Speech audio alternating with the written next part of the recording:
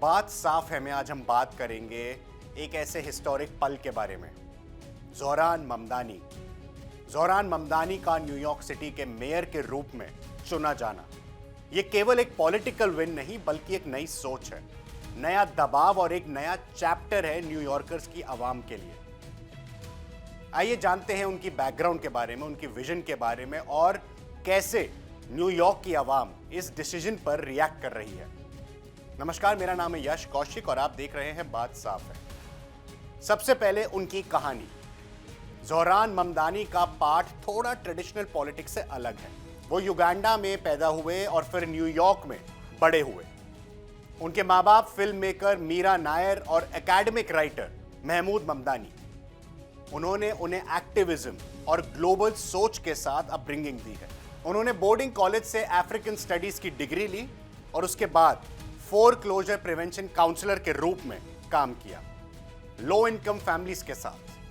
2020 यानी कि कोविड वाले साल में वो न्यूयॉर्क स्टेट असेंबली के लिए चुने भी गए, क्वींस के 36वें डिस्ट्रिक्ट से। इस तरह से एक आउटसाइडर जैसे लीडर ने अपनी पॉलिटिकल राइज शुरू की ट्रेडिशनल मशीन के बाहर से। यानी कि अक्सर जो नेता या कोई मेयर बनता है, ज़ोहरान ममदानी की सोच और ज़ोहरान ममदानी की अपब्रिंगिंग थोड़ी हटके रही। अगर उनके विजन की बात करें तो आप देखते हैं उनका एजेंडा। उन्होंने जो प्रॉमिसेस दिए थे इलेक्शन से पहले, उनमें कुछ बोल्ड आइडियाज हैं जो पुराने पॉलिटिक्स में कम देखने को मिलते हैं। अगर हम बात करें सबसे बड़ा मुद्दा जो कि उन्होंने उठाया था अपने पॉलिटिकल कैंपेन में, यानी कि मेयर वाले पॉलिटिकल कैंपेन में, वो था रेंट फ्रीज। उन्होंने कहा है कि रेंट स्टेबलाइज्ड यूनिट्स के लिए रेंट फ्रीज डेवलप किया जाएगा। Free bus services, city bus का फेयर फ्री करने का टारगेट भी है ताकि पब्लिक ट्रांजिट सबके लिए एक्सेसिबल हो। यूनिवर्सल चाइल्ड केयर, ये बहुत बड़ा, बहुत महत्वपूर्ण उनका एक मुद्दा था। हर बच्चे के लिए स्पेशल कर 6 वीक से 5 साल तक चाइल्ड केयर फैसिलिटी देने का प्रॉमिस। आप सभी दर्शकों को बता दें कि कनाडा, यूएसए यानी कि नॉर्थ अमेरिका में चाइल्ड केयर बहुत बड़ा एक मुद्दा है। अगला जो वादा था वो था सिटी रन ग्रोसरी स्टोर्स का। फूड कॉस्ट को कंट्रोल करने के लिए ये एक यूनिक आइडिया है। टैक्स ऑन अमीर वेल्दी लोग, यानी कि जितने भी वहां पे बिजनेसमैन हैं या फिर इकोनॉमिस्ट हैं या फिर जो अमीर लोग हैं, tax on wealthy and corporations, यानी कि हाई इनकम अर्नर्स और कॉरपोरेशंस पर टैक्स बढ़ाने का प्लान, जिससे फंडिंग आएगी इन प्रोग्राम्स के लिए। Public safety reform, police system को रिफॉर्म करने की बात भी हुई, मेंटल हेल्थ कॉल्स की बात हुई, सोशल सर्विस रिस्पॉन्स की बात हुई, अलग डिपार्टमेंट ऑफ कम्युनिटी सेफ्टी बनाने की भी बात करी गई। जैसा मॉडल अगर ये आता है तो ये आज से पहले यूएस में कभी आया नहीं था। इन सभी वादों का मकसद है अफोर्डेबिलिटी बढ़ाना, लिविंग कॉस्ट घटाना और सिटी को कम मजबूत लोगों के लिए ज्यादा एक्सेसिबल बनाना। अगर इसके इतिहास की बात करें तो इस इलेक्शन का सिग्निफिकेंस सिर्फ पॉलिसी का नहीं बल्कि सिंबल का भी है। ममदानी होंगे न्यूयॉर्क सिटी के पहले मुस्लिम मेयर। वो साउथ एशियन हेरिटेज के पहले मेयर भी होने वाले हैं और अफ्रीकन बॉर्न। उनकी एज भी काफी कम है।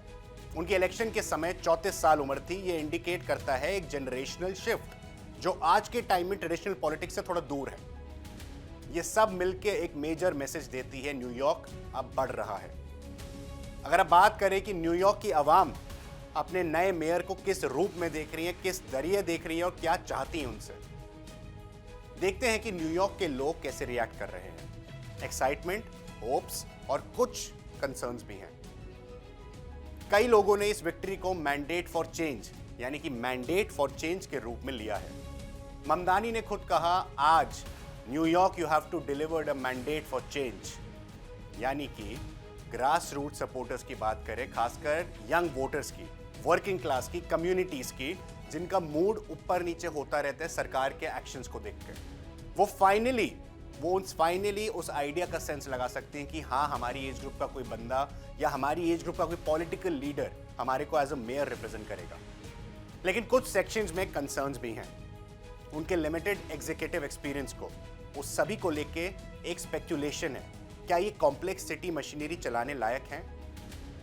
ऐसे बहुत सारी मीडिया रिपोर्ट्स में भी सामने आया है। डाउट्स हैं लोगों को, लोग शहर छोड़ने की बात कर रहे हैं। 80 से 90 लाख की पॉपुलेशन का शहर है न्यूयॉर्क।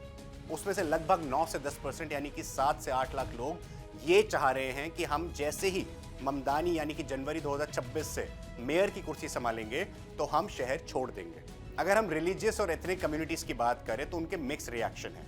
कुछ ज्यूविश कम्युनिटीज में उनके फॉरेन पॉलिसी स्टैंसेस, जैसे कि गाजा या फिर इसराइल की अगर बात करें, तो उन पॉलिसीज की वजह से कॉशन है, मतलब लोगों में थोड़ा ठहराव है कि देखते हैं क्या होगा। ओवरऑल अगर बात करें, उनका विन यानी कि उनका ये जो इलेक्शन वो जीते हैं, एक ऑप्टिमिज्म का सिग्नल है। लोग देख रहे हैं कि सिटी का स्ट्रक्चर ज्यादा इंक्लूसिव हो सके, लेकिन साथ ही चैलेंजेस बहुत बड़े हैं। इन सभी का सेंस लगाना बहुत जरूरी है। अब हम थोड़ी फ्यूचर लुकिंग की बात करते हैं। अब बात करेंगे बात साफे में कि ममदानी के आने के बाद, उनकी ममदानी की जीत के बाद न्यूयॉर्क कैसा हो जाएगा। जोरान ममदानी के विन के बाद सिटी में क्या बदल सकता है और उनके इंपैक्ट कैसे देखे जा सकते हैं। अगर हम बात करें पॉलिसी इंप्लीमेंटेशन की, उनके गोल्स और प्रोमिसेस इलेक्शन कैंपेन में बहुत एम्बिशियस थे, बहुत जोश वाले थे।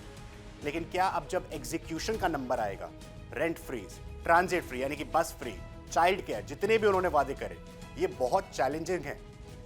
बजट है उनके पास, स्टेट लेवल अप्रूवल्स है, ब्यूरोक्रेटिक प्रेशर है, वहां पे इकोनॉमिक्स का प्रेशर है, ये सब एक सिंबॉलिक इंपैक्ट भी देता है। उनका इलेक्शन मल्टीपल कम्युनिटीज के लिए इंस्पिरेशन है। अगर हम बात करें कि न्यूयॉर्क और अमेरिका खुद में वो इमिग्रेंट्स को घर देता है, वो मुस्लिम्स को पनाह देता है, वो साउथ एशियंस को पनाह देता है। यंग प्रोग्रेसिव वोटर्स हैं वहां पे, जो पहले पॉलिटिक्स में अंडर रिप्रेजेंटेड फील करते थे। पूरे न्यूयॉर्क या यूएसए की अगर पॉलिटिक्स की डायनामिक्स को समझे इस मूव के बाद, उनके विन का मतलब है सिटी का एस्टैब्लिशमेंट थोड़ा शेक तो हुआ है, ट्रेडिशनल मशीन का इन्फ्लुएंस कम हुआ, प्रोग्रेसिव सर्ज बढ़ी है, यानी कि प्रोग्रेसिव सोच की तरफ बढ़े हैं। 34 साल का आदमी, 34 साल के जोरान ममदानी अब न्यूयॉर्क की कमान संभालेंगे। अगर बैकलैशेस की बात करें, जोरान ममदानी और डोनाल्ड ट्रंप के बीच पहले ही सोशल मीडिया पे बज़ बना हुआ है। डोनाल्ड ट्रंप पहले ही बोल चुके हैं कि अगर जोरान ममदानी आते हैं as a mayor of New York तो हम उनकी फंडिंग कट करेंगे, यानी कि जो फेडरल गवर्नमेंट है वो स्टेट गवर्नमेंट की फंडिंग कट करेगा। अगर अब चेंज की बात करें तो प्रॉमिस तो है, लेकिन एक्सपेक्टेशंस भी बहुत हाई रहेंगे ममदानी से। अगर डिलीवरी स्लो हुई तो डिसअपॉइंटमेंट और क्रिटिसिज्म बढ़ सकता है, ये जाहिर सी बात है। न्यूयॉर्क सिटी का जो मॉडल है उस पर सबकी नजर होगी। क्या एक प्रोग्रेसिव सिटी मेयर को एक्चुअली जो उन्होंने बड़े सपने दिखाए हैं वहां की आवाम को इलेक्शन से पहले कैंपेन के दौरान, क्या 34 साल के मेयर वो पूरा कर पाएंगे, या ये सिर्फ नेशनल पॉलिटिकल डिस्क्लोजर रह जाएगा जिसके बारे में कोई कुछ नहीं कर पाएगा। तो यही आज हमने जानने की कोशिश करी जोरान ममदानी की कहानी, एक young immigrant, heritage wise progressive politician का राइज, जिसका नाम न्यूयॉर्क सिटी के हिस्ट्री में ऑलरेडी लिखा जा चुका है। उनकी जीत सिर्फ एक इलेक्शन जीतने की बात नहीं, एक नए एरा का सिग्नल है। ये डायरेक्ट रिपब्लिकन पार्टी को एक संदेश है कि डेमोक्रेटिक पार्टी कमजोर नहीं है। प्रॉमिसेस करना एक बात होती है, उनको निभाना, लोगों के जो उनको आपने सपने दिखाए उनको पूरा करना एक अलग ही बात होती है। लॉजिस्टिक्स प्रॉब्लम आएंगी, पॉलिटिकल प्रॉब्लम आएंगी, फाइनेंशियल प्रॉब्लम आएंगी। दुनिया में ऐसी चीजें और खासकर एक पॉलिटिशियन की जिंदगी में ऐसी चीजें बहुत नॉर्मल है। न्यूयॉर्क के लोगों का यकीन अब इस बात पर लिखेगा कि ममदानी और उनकी टीम, जो उनकी टीम उनके अंडर काम करेगी, उन प्रोमिसेस को क्या वो निभा पाएंगे या वो सिर्फ प्रोमिसेस बन के रह जाएंगी। हमारी नजर अब जनवरी 1, 2026 पे होगी, जब वो ऑफिशियली अपना मेयर का ऑफिस संभालेंगे, पद पे बैठेंगे।